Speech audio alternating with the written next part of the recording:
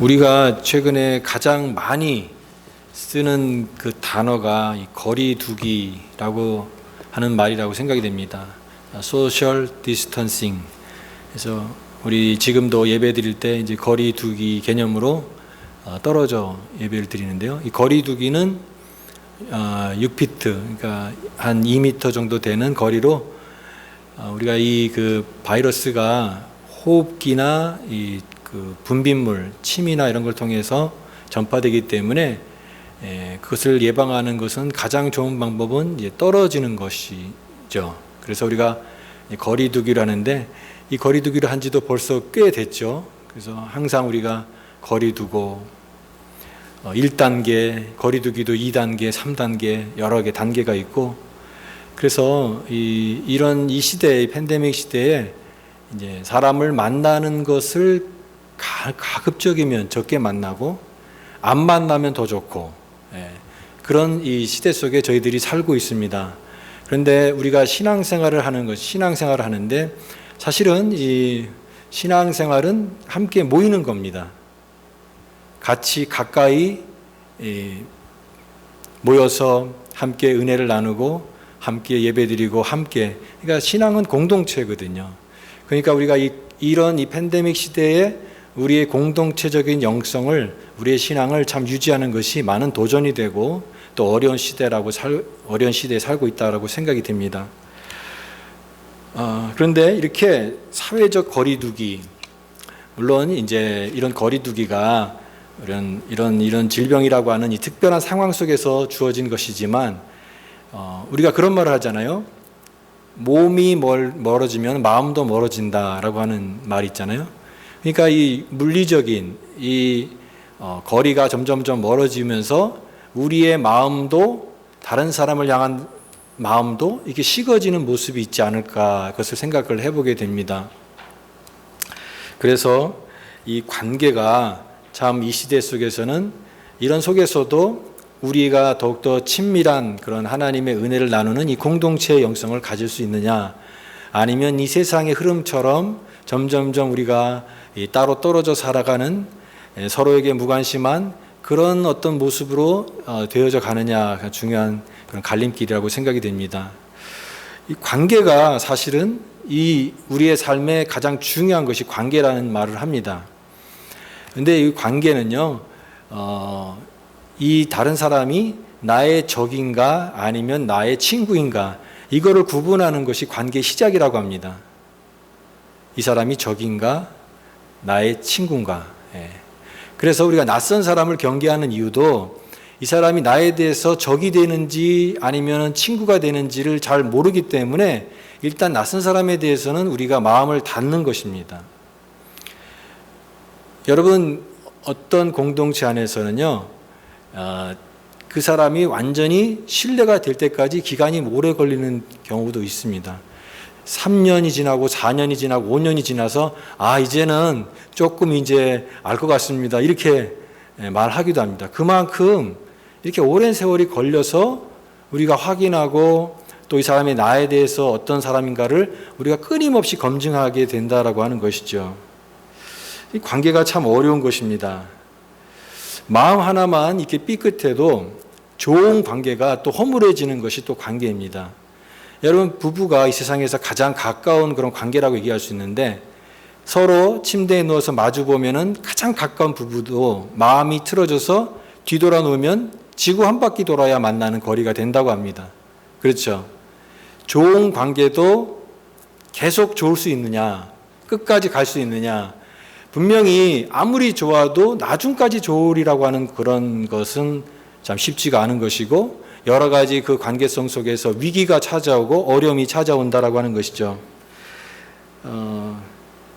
이 마음의 거리, 또 이 관계 속에서 이 거리가 있는 것이 참 우리의 여러 가지 모습입니다. 사람들이 각자가 이렇게 생각하는 그 생각들이 참 다른 것 같아요. 여러분, 잘 아는 얘기가 있을 것입니다. 80대신 그 할머니 할아버지가 그 퀴즈를 하는데, 그 퀴즈가 정답이 뭐냐면은 그 천생연분이라는 그것이었죠. 그래서 할머니가 당신과 나의 관계를 뭐라고 표현하냐 그랬을 때 할아버지가 그렇게 얘기했죠. 근데 할머니가 뭐라고 했어요? 평생왼수라고 그랬죠. 평생왼수. 천생연분인데 평생왼수. 그거를 생각해 보면서 이렇게 오래 살아도 서로의 생각이 다르구나. 그리고 서로의 생각을 잘 모르는구나. 이 생각을 했습니다. 다 아는 것 같고 또 그러지 않았는데 그렇지 않고 서로의 생각들이 다르고 또 그 사람의 속마음을 잘 모르고 우리가 오랫동안 살아갈 수 있다라고 하는 것이죠. 이렇게 처음에 좋은 관계도 여러 가지 관계가 깨어지는 현상이 일어나고 또 많은 위기들을 겪게 되는 것입니다. 우리는 이 창세기를 배우면서 이 창세기가 너무나 아름다운 하나님의 그 창조의 세계라고 말씀을 배웠습니다. 하나님 보시기에 너무 좋았고 또 그곳에서 창조된 인간이 누리는 그 행복과 기쁨, 하나님과의 관계 속에서 오는 그 지극한 행복은 최상급의 그런 행복이라고 하는 것을 우리가 배웠습니다. 그런데 이제 이 창세기 3장에 와서 그 관계가 이렇게 깨어지는, 어쩌면 성경에서 가장 슬픈 그런 장이 시작이 되고 있는, 이 타락이 시작이 되고 있는 것이 바로 이 창세기 3장의 그런 내용인 것입니다. 여러분, 저와 여러분이 성경 이 창세기 말씀을 같이 배우면서 이것은 성경은 되게 영적인 얘기니까 우리랑 좀 상관이 없는 먼 시대 앞선 시대에 일어난 어떤 그 성경의 한 부분의 이야기라고 생각을 하면 오늘 이 말씀을 우리가 대하는 그런 것은 바른 태도가 아닐 것입니다. 너무 영적인 그런 부분보다는 이 창세기 이야기는 오늘 우리의 삶의 이야기고 또 우리의 삶 속에서 얼마든지 일어날 수 있는 이 관계 이야기입니다. 결국 신앙생활은 뭐냐? 하나님과의 관계입니다. 그런데 그 하나님의 관계가 좋은 관계가 되어야 되는데 그 관계가 어려움이 찾아오고 그 관계가 멀어지기도 하고 가까워지기도 한다고 하는 것이죠. 사람도 마찬가지죠. 이 가까운 관계가 있지 않습니까? 근데 또 멀어지는 관계도 있습니다. 관계가 있긴 있는데 아주 희미하게 겨우 이렇게 유지하는 그런 관계도 있습니다. 때로는 우리가 거리를 두기도 합니다. 그래서 점점점 이런 관계들이 어렵게 되고 또 이제는 완전히 그 관계가 끊어지는 그런 관계도 살아가게 되는데 바로 오늘 이 창세기 3장의 내용은 바로 이와 같은 이 관계, 하나님과의 거리, 그것이 결정적으로 금이 가는 그 사건이라고 우리가 생각해 볼 수 있는 것입니다. 자, 오늘 이 3장에서 갑자기 등장하는 것이 있습니다. 그것은 뱀입니다. 뱀. 여기 그런데 뱀은이라고 나와 있습니다. 이게 1절에 나와 있는 이 뱀. 성경은요, 이 뱀이 어디서 나왔는지 갑자기 등장했는지에 대한 배경 설명이 없습니다. 그냥 갑자기 툭 어디서 튀어나온 것 같은 그런 것이에요.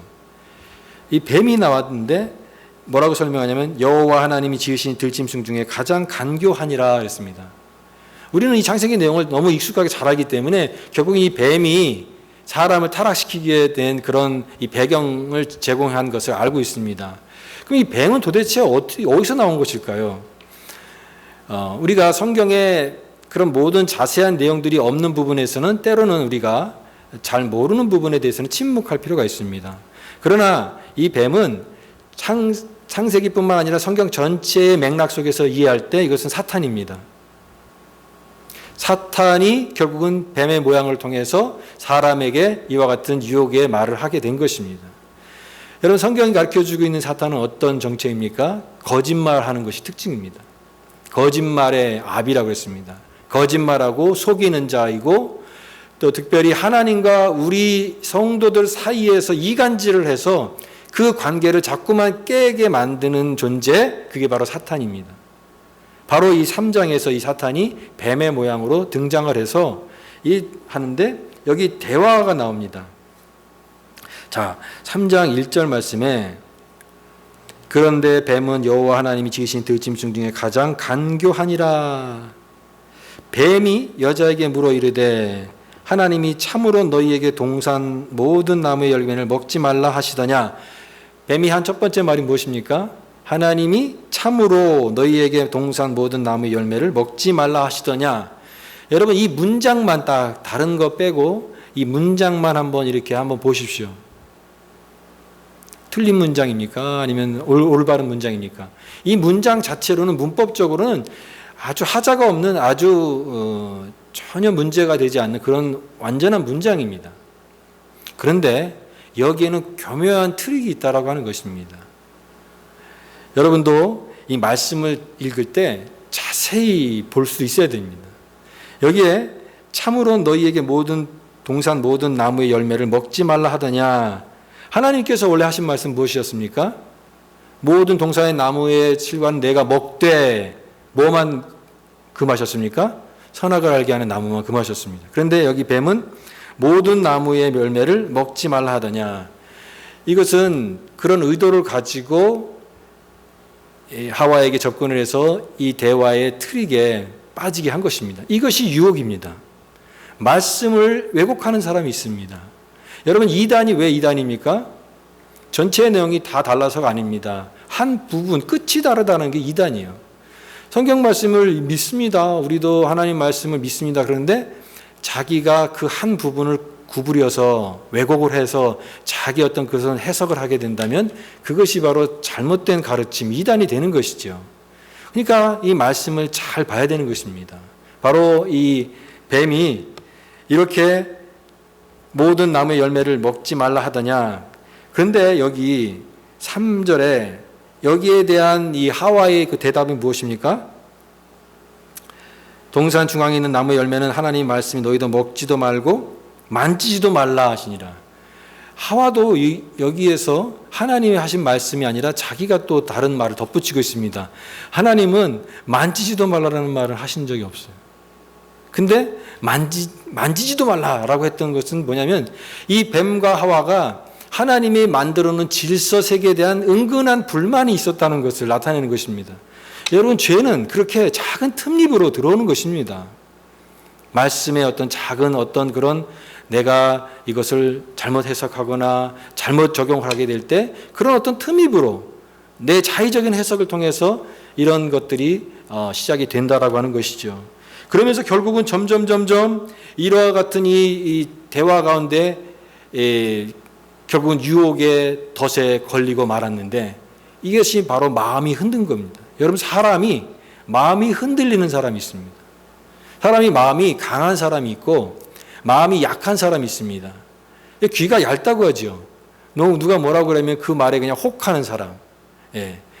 그래서 금방 그 자기의 어떤 이성적인 판단을 내려놓고 그 말에 그냥 귀가 얇아져서 듣게 되고 결국은 잘못된 판단을 하게 되고 마음이 흔들려 버리게 되는 것입니다. 마음이 흔들리는 그 틈을 딱 봅니다.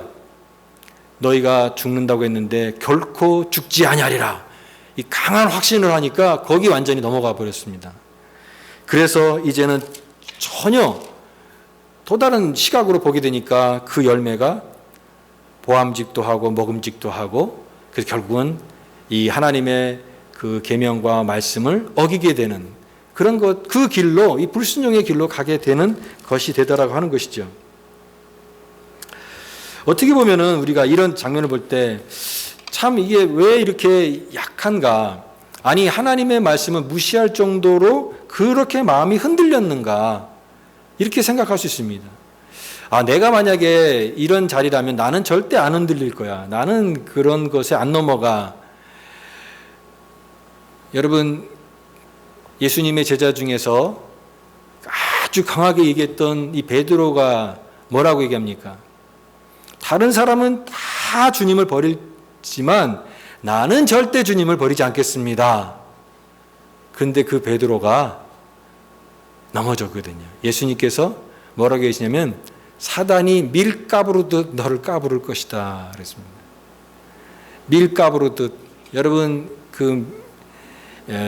우리가 예전에 이렇게 도리깨라고 하죠. 도리깨로 이렇게 치면은 이게 알곡이 다 분리되지 않습니까? 그리고 키질을 하잖아요.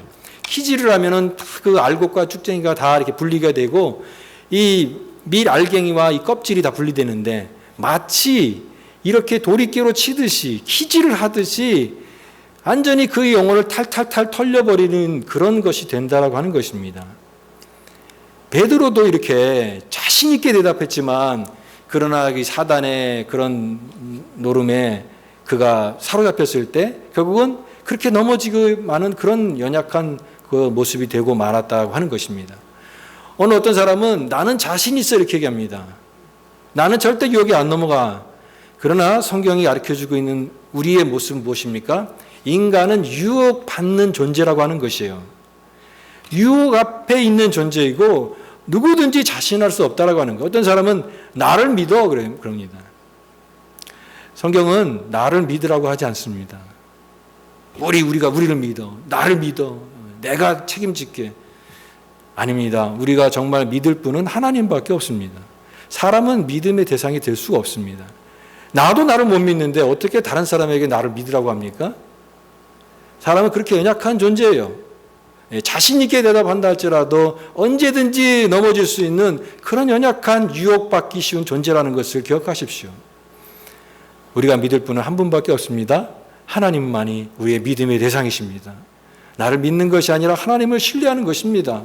그 하나님을 믿는 것이고 신뢰하는 것이고 그 하나님의 말씀을 붙드는 것입니다. 그럴 때 우리를 붙들어 주신다고 하는 것입니다. 이렇게 뱀의 등장과 유혹이 바로 인간의 타락의 그런 과정이 됐지만 여러분 이거 뱀이 와서 꼬드기다고 하는 이 꼬시고 이렇게 유혹을 한다라고 하는 것이 외적인 요인입니다. 그러나 이 외적인 요인이 중요한 게 아니라 내적인 요인이 더 중요하다고 하는 것입니다. 그것은 뭐냐면 결국은 결정은 내가 하는 것입니다. 다른 어떤 그런 것을 핑계댈 필요가 없어요. 내가 결정하는 것에 대한 책임을 져야 된다고 하는 것입니다. 여러분 왜 사람들이 왜 악한 것을 행하고 어떤 그런 잘못을 저지릅니까? 죄를 저지릅니까? 어떤 환경에 대해서 여러 가지 얘기하고 어떤 그럴 수밖에 없는 이유에 대해서 얘기합니다. 그러나 중요한 것은 내가 그것을 허용했기 때문에 그렇습니다. 죄가 내 앞에 있을 때 그것을 받아들이는 문을 열어준 거예요. 그렇게 문을 열게 될 때 죄가 들어오는 것입니다. 칼빈이 얘기했던 것처럼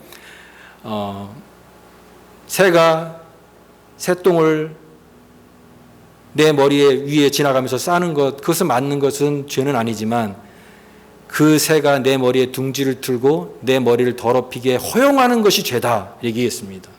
오늘 우리는 이 세상 속에 많은 유혹에 노출되어 살아갑니다. 유혹이 면제되어 있는 지역은 없습니다. 오늘 우리도 항상 우리가 혼자 있는 생활 모든 삶 속에서 항상 유혹이 조용하게 찾아올 수 있고 우리 마음에 흔드는 것들이 항상 있습니다. 그럴 때 우리가 그것을 허용하는 것, 그것이 바로 우리의 자신의 문제라고 하는 것입니다. 내가 책임을 져야 되는 부분이라고 하는 것입니다. 오늘 이것이 너무나 큰 결과를 가져왔습니다. 우리가 그런 말을 합니다. 이 선을 넘는다라고 얘기하는 선을 넘는다. 여러분 선을 넘지 말아야 될 선이 있죠. 사람과 사람 사이에도 선이 있고요. 또 부부 사이에서도 아무리 부부싸움을 한다 할지라도 그 말은 하지 말아야 되는 그런 말이 있죠. 그 말을 하면은 정말 나중에 후회될 만한 그런 말을 하게 될 때 이 관계가 깨어지게 될 수밖에 없습니다. 하지 말아야 될 말이 있고 또 관계 속에서 지켜야 될 그런 선이 있는 것입니다. 그런데 그 선을 넘어갈 때 얼마나 비참한 결과가 닥치게 되겠습니까? 이 뱀의 말을 듣고 결국은 이 하나님이 금하신 것을 먹게 되는 그런 이 타락이 시작이 됐는데 그 결과가 너무너무나 그 전과 그 이후의 삶을 완전히 다르게 만들었습니다. 이제 순수한 그런 하나님 앞에서의 관계가 이제 그 전혀 다른 관계가 됐고 인간의 그 순수한 눈빛도 아마 이제 타락하고 나서는 그 눈빛이 이제 탐욕과 또 이기적인 눈과 서로에 대한 어떤 그런 죄책감과 그런 눈으로 변했을 것입니다. 가장 중요한 변화는 하나님을 피하는 것입니다. 하나님을 피해요. 하나님을 이렇게 슬슬 피합니다. 하나님 낯을 보기를 원하지 않고 이제 뭔가 자꾸만 숨으려고 하고 피하려고 하고 하나님 찾으시면 도망가려고 하고 그런 하나님을 피하는 그런 존재가 되었다고 하는 것입니다. 여러분, 성경에서 우리에게 가르쳐주고 있는 것은 바로 이것이 가장 하나님이 싫어하시는 죄가 뭐냐면 불순종이라고 하는 것입니다. 그러면 왜 불순종이 가장 큰 죄인가? 우리가 지난번에도 계속 말씀을 드렸듯이 하나님의 하나님 되심은 우리의 됨과의 그 존재의 관계성 속에 있습니다. 우리는 하나님의 말씀에 순종을 하고 그럴 때 하나님이 우리의 하나님 되십니다. 그래서 이 순종을 통해서 우리는 하나님을 섬길 수 있고 하나님과의 바른 관계를 맺을 수가 있는 것입니다. 그런데 하나님의 말씀을 불순종하게 됐을 때 모든 관계는 다 어그러지고 맙니다. 그리고 그 어그러진 관계는 나의 삶의 모든 피폐한 모습으로 다 나타나게 되는데 인간관계가 깨어지고 다른 사람들과의 관계도 깨어지고 결국 내 자신이 결국은 다 이렇게 망가지게 된다라고 하는 것이에요. 이 찾아온 부끄러움, 그들이 선악과를 먹고 나서 처음에 느꼈던 이런 이 부끄러움은 바로 이와 같은 것입니다. 심각한 자기 분열이에요. 그 안에서 자기가 분열이 되는 것입니다. 하나님같이 된다고 얘기해서 먹었는데 하나님같이 됐습니까? 하나님같이 되지 않았습니다. 오히려 부끄러움만 찾아왔고 심각한 자기 분열만 찾아왔습니다. 뱀은 너희들 죽지 않는다. 근데 실제적으로 이 먹자마자 죽지 않았습니다. 근데 결국 나중에는 죽음이 찾아온 것이죠. 그러니까 뱀이 한 말은 부분적으로 맞는데 전체적으로는 틀린 것입니다. 잘못된 것이었습니다.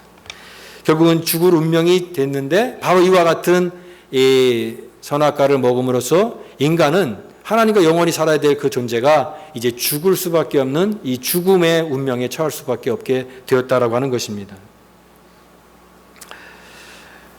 오늘 저는 이 불순종과 이 순종의 모습을 보면서 오늘 우리에게 이렇게 질문하고 싶습니다. 지금 내 마음이 하나님 앞에서 어떤 마음인가라고 하는 것입니다. 여러분, 지금 하나님 앞에서 여러분의 마음이 지금 어떤 상태입니까?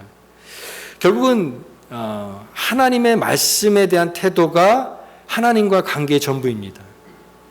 그렇지 않습니까? 하나님과의 말씀에 대한 나의 태도가 지금 어떻습니까? 하나님을 떠나는 사람들은 말씀으로부터 떠나는 것입니다. 점점 거리가 멀어지는 것입니다. 그 말씀을 가까이 하지 않는 거예요. 말씀이 내 심령 안에 멀게 된다면 결국 하나님과의 관계도 멀어지게 되는 것입니다. 우리가 기도할 때 그런 기도를 하잖아요. 알고 지은 죄, 모르고 지은 죄. 그 기도가 어떤 맥락에서 하는 건지는 알겠지만 그러나 정확한 기도는 아니라고 생각이 됩니다. 모르고 지은 죄 뒤에 우리가 숨을 수는 없다고 생각이 됩니다. 하나님 앞에 알아야 되고 선명해야 되고 내가 지은 죄에 대해서는 하나님 앞에 분명히 고백할 수 있어야 됩니다. 죄 지은 인간은요 계속해서 핑계를 대고 탓을 하고 그러면서 하나님과의 관계를 결국 떠나게 되는데 그것이 바로 이 죽음의 단계가 되는 것이죠. 여러분, 이제 다음 주에 또 살펴보겠지만 결국은 인간은 자꾸만 핑계를 대면서 그 자기의 실상을 잊어버리려고 합니다. 핑계대는 인간. 어느 유명한 골프 선수가 골프는 핑계로 시작해서 핑계로 끝난다 그런 말을 했습니다. 오늘은 뭐가 안 맞아. 오늘은 뭐 새로 산 게 이게 또 안 맞아. 자꾸만 핑계를 댄다라고 하는 거예요. 인간도 타락한 인간도 마찬가지입니다. 이런저런 탓을 하고 핑계를 대지만 결국은 그 모든 책임은 자신에게 있는 것입니다. 자기의 결정에 있는 것이고 자기가 선택한 그 길이라고 하는 것입니다. 하나님 물으십니다. 지금 너의 마음이 지금 어떠냐? 하나님 말씀에 대한 태도가 지금 너의 그 모습을 그대로 드러내고 있다.